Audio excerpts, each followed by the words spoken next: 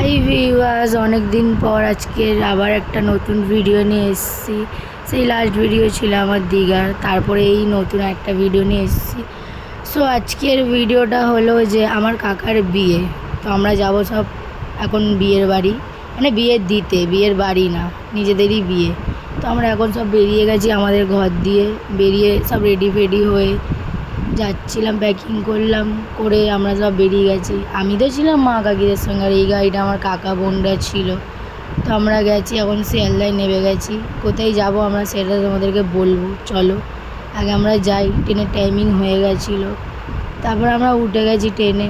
তো অনেকক্ষণ, মানে প্রায় যেতে আমাদের 1-2 ঘন্টা মতন তো লাগে, 2 থেকে 3 ঘন্টা। তো আমরা যেহেতু কাছাকাছি চলে এসেছিলাম বলে সবাই ট্রেনে দাঁড়িয়ে সামনে একটু হাওয়া খাচ্ছিলাম। আমার বোন বলছিল আমাকে একটু ভিডিওটা নাও। তারপর ওই করতে করতে আমরা সবাই চলে এসেছি, সবাই তত্ত্বপত্র নিয়ে গেছে। আর আমরা এসেছিলাম হলো কৃষ্ণনগর। আমরা এত দূরে নাকি বিয়ে দিতে এসেছি গাইস, কৃষ্ণনগর আমাদের বালিগঞ্জ থেকে। কিছু করার নেই, কাকা বলে কথা, বিয়ে তো দিতেই হবে। তারপর সবাই ওখানে দাঁড়িয়ে দাঁড়িয়ে চা খাচ্ছিলো বলে আমরাও একটু চা খাচ্ছিলাম। আর এই গ্লাসটা খুবই সুন্দর ছিল, ওটা নিয়ে আমরা একটু হাসাহাসি করছিলাম। তারপর আমরা ওখান থেকে যাচ্ছিলাম যেখানে বিয়েটা হবে বা যেখানে আমরা থাকবো, ওখানে যাচ্ছিলাম। তো আমরা 4 জন একটা টোটোতে ছিলাম, এখন আরও 3-4টে টোটো আছে আমাদের পেছনে, ওখানে ঘরের লোকেরা আছে। তো দেখো আমরা এখন চলে এসেছি ওই লোকেশানে যেখানে আমরা থাকবো বা বিয়েটা হবে।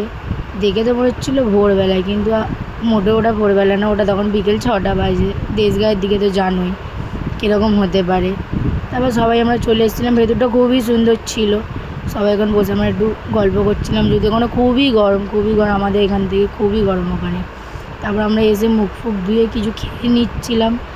মারা এখনও খায়নি, কারণ মাদের কি একটা নিয়ম আছে বিয়ের সময়, যে ঘাটে কি জল ডোবাতে হয় না ডোবাতে হয়, কারণ বিয়েটা কালকের ছিল। তো আমাকে বললো এটা এনে দিতে, তো আমি এনে দিলাম। এখন ওরা সব এগুলো গোছাবে, যেহেতু রাতে বেরোবে। তারপর আমরা সব বেরিয়ে গেলাম, এক দল মিলে যাচ্ছি আমরা সবাই ওই ঘাটটার দিকে।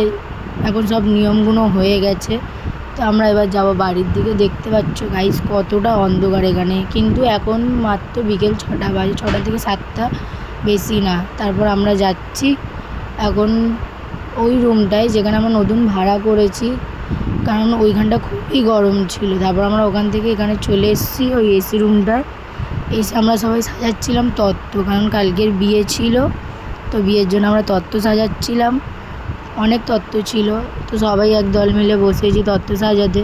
দেখতেই পাচ্ছ কত তত্ত্ব, কিছু করার নেই, করতে তো হবেই, কাকার বিয়ে।